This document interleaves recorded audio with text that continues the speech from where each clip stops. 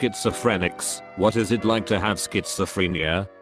It's fucking agony. At every stage of your life it will make you suffer. I've very recently gotten on medication. Over the course of 2 years I finally managed to find medication that work very well. The side effects aren't that bad, at least compared to the medications before. Anyways, I think the worst part is that it will cause you to act in ways that nobody will ever understand. You will fully believe things that are completely nonsensical. Paranoid episodes are horrific. Imagine feeling like everyone is trying to kill you. I mean that literally. I know that phrase gets tossed around a lot, but actually try and picture it for a second. Have you ever been running from someone you thought was out to get you? Literally picture that at every corner you see someone, that feeling comes. That feeling of fear is horrible, but it's made so much worse by how people react. My parents couldn't tell what I was feeling. I thought that if I told anyone about the hallucinations or the crazy conspiracies I thought were real, I would die. So I would hide. When I started panicking, I would try to hide it, and my parents would make me panic so much more. The way that it cripples you socially is one of the worst element of it to me, and that social isolation will just add more and more legitimacy to your delusions, because nobody is there to tell you that it's crazy. I was always in a state of constant alertness because of stupid things I was afraid of. When I finally started coming out about it, I was met with tons of resistance and claims I was lying. It really fucking hurts to come out about your problems and get hate for it. The way it makes your head race is just painful. Staying up all night thinking I was in danger, overthinking everything and everything, hearing things that aren't there, and being convinced it was real.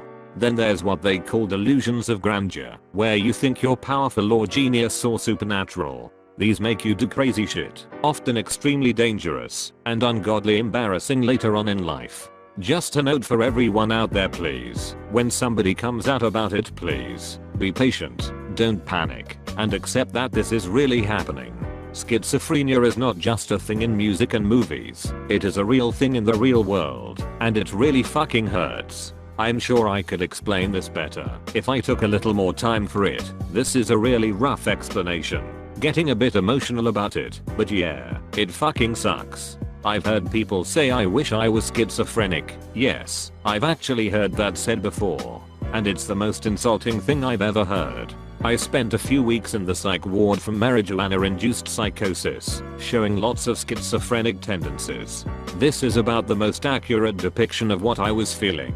The 5 days before I was admitted was the scariest, most difficult interactions I've had with friends, family, and strangers ever. Everyone knew, but no one could talk about it cause they were listening. Like everything that was said was code for something else. I can tell you are a strong person by what you've had to deal with. Keep your thoughts straight and know you're here for a reason. Damn man, I feel that completely. I had to stop smoking weed because it just wasn't enjoyable. I got too into my head and had really big insecurities and delusions about my friends and girlfriend. I almost lost a lot of good relationships because of my social paranoia and crazy ideas of everyone turning their backs on me and hating me because of reason that I completely made up. The worst part was that I was young, and so was everyone else, so no one knew how to deal with it. I'm glad I completely kicked the habit and rarely, if not ever, have those thoughts. Weed fucking sucks lol. It definitely can. It's crazy how your perception changes, and through no fault, but how your brain is filtering what people are saying. Their body language and mannerisms turns a normal conversation into an attack on what you're thinking. I still smoke, but I don't like getting really high. Mainly CBD just cause I like the smell, taste and small effects without causing perception altering debilitation. I remember I was getting out of the trade and squaring up with my boss on product. We smoked a sativa strain, and I got so paranoid I couldn't count without thinking we were being set up. If there's ever a joint being passed, I'm very careful of how much I smoke, because it has ruined my night before, causing embarrassing and awkward situations. It's not fear, it's knowledge. You're not worried your friends are plotting to kill you. You know your friends are plotting to kill you. Even when you know you're having a delusional episode, you're still convinced the worst thing you could ever imagine is happening. There's no way to shake it. I wonder what it manifests like in a time and place without like Lifetime movies and such that really legitimize and push the idea that such things happen a lot.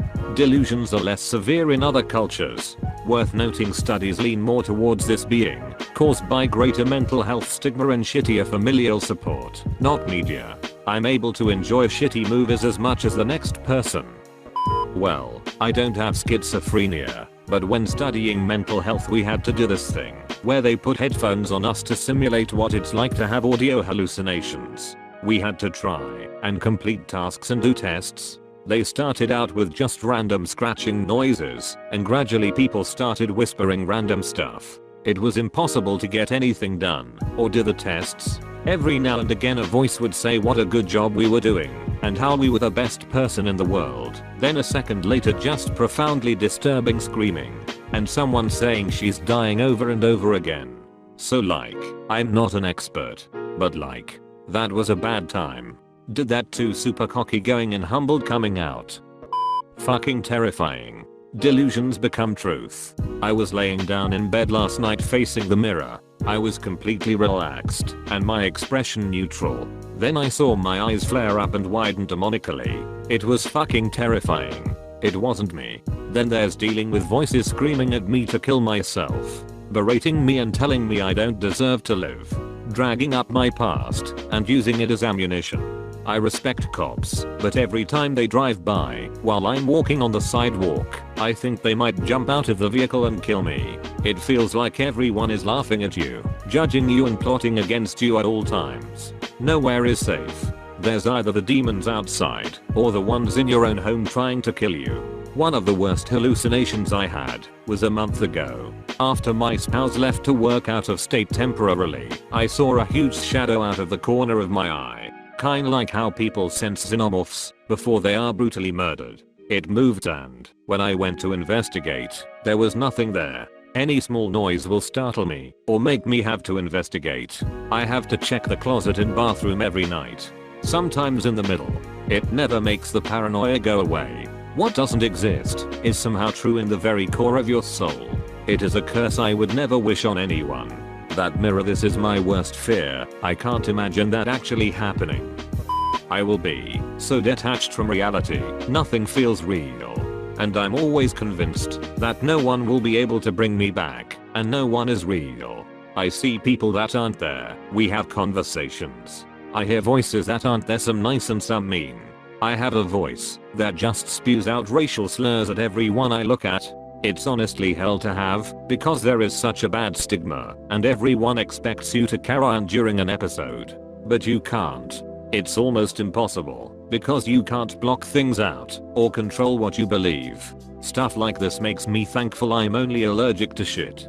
How do you shit without getting rashes around your asshole? Then, Op lathers there, but with anti-allergy cream and shoves a suppository of the same stuff up there. My father has schizophrenia. I know this isn't exactly what the thread asked for, but I think I might have some solid insight for those in my position, or in my dad's position. Keep in mind I'm 16, so the scope of my insight may be a bit narrow. I still love him, and understand it's not his fault. I can't say it hasn't affected me significantly, and when I was younger I resented him a bit, but that was only because I didn't understand what was going on. My dad was a pretty average dad until I was about 6 or 7, and then he had his psychotic break. He had to quit his job and started sleeping all day long. He started acting differently, and I couldn't understand it. He got treatment and is doing better, but he's still different. It's hard for me to tell if he's symptomatic or not, but I've learned to pick up on signs. Looking back, it felt like I lost my dad somehow, because he was just a different person all of a sudden. My parents didn't explain to my sister or I what was happening for a while, and my dad has never spoken to us about it. He's somewhat in denial of having the condition, which I've read is somewhat common. This whole situation really drove a wedge between my sister and I, because we were confused kids. My sister and I are working on improving our relationship, but it's still not perfect. It's had a pretty negative impact on me, and I don't blame my dad. It is what it is. Fear of triggering him has made my life a lot of walking on eggshells. As a result, I've developed anxiety and other issues. I'm improving every day though. and have hope I'll be happy one day. I fear that one day I may have a break too, and follow in my dad's footsteps. My advice to parents in my dad's shoes: talk to your kids about this please. It will help avoid a lot of pain in the long run. It might be difficult, but it's really worth it. Not telling them or not being open about it may lead your child to mental illness themselves. It's a very hard thing for a kid to navigate, and even harder to navigate if your parents are hiding it. My advice to children in my shoes: you are not alone, and you are loved. Don't blame your parent, it's not their fault. Although you might not see it now, they love you and are really trying to be there for you. When you come out on the other side of your childhood, you will be a much stronger person, and may even be grateful you faced this adversity at such a young age. Stay strong.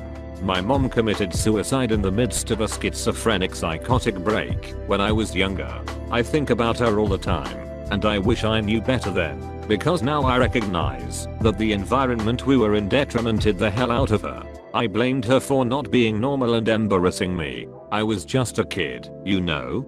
Thank you for reassuring me on some ends. For a long time I thought she didn't love me, but now I think I can say that she did.